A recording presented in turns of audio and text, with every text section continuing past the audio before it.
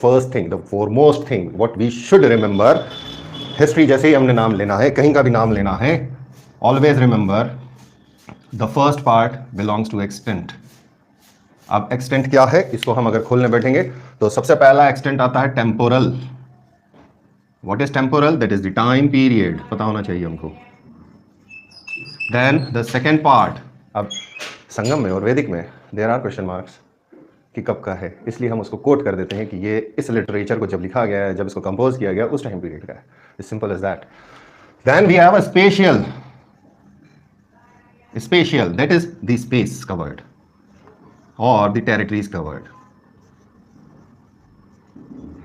यहां पर हम बात करते हैं तो खास तौर पे ये वाला जो टाइम पीरियड हो जाता है, जनरली जब हम इसकी बात कर रहे होते हैं तो हम किसी डायनास्टी की बात कर रहे होते हैं, या हम इसके अंदर पॉलिटिको एडमिन सिस्टम्स की बात कर रहे होते हैं।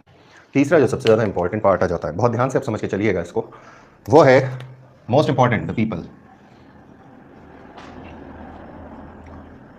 कौन लोग थे?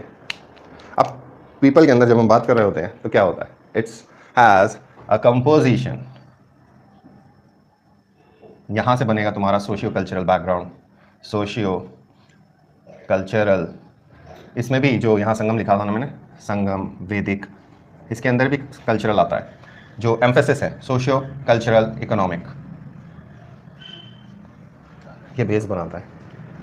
जब तुमको यही नहीं पता होगा कि कौन लोग थे, तो वो आपसे फिर सवाल पूछेगा कि फलानी कम्युनिटी इस टाइम पीरियड पर क्या कर रही होती थी, और हम आए बाएं दाएं देखेंगे, अड़ोसी से पड़ोसी से और कोई सा से पूछ लेंगे कि भैया इसका कुछ बना, तो वो जो जवाब दे तो जयराम जी की, अगर उसको आता है तो ठीक है, नहीं आता है तो ठीक है।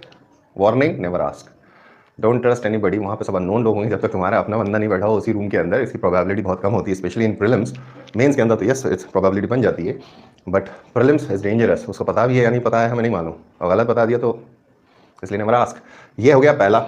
अब इसके बारे में हमको पता कहाँ से चलता है, ये सबसे इंपॉर्टेंट है। इन सारी चीज़ों के बारे में हमारा सोर्स क्या है, remember this thing is most important. कोई सा भी टॉपिक आप उठाने जा रहे हो, the most important topic is the source part, कि किस सोर्स की बात कर रहे हो। तो जब भी हम हिस्ट्री की बात करने जा रहे हैं और हिस्ट्री को हम पढ़ रहे हैं, लंबी है, बहुत लंबी है, तो इसके अंदर कीज कहाँ पर आएंगी और क्या आएंगी। For example, how many wars are there in Rigveda. अगर हम अभी जैसे वैदिक का ओपनिंग दे रहा हूँ मैं, so how many wars are there, नाम मात्र की। ओके, कितने पॉलिटिकल डायनास्टीज के बारे में बात होती है, न के बराबर। क्या क्या है फिर है systems, base, because Rigveda is not a book of political science, it's not a book of history, it's not a book something, it's a religious guidelines, एक सोसाइटल रिलीजियस सिस्टम की गाइडलाइन है वो।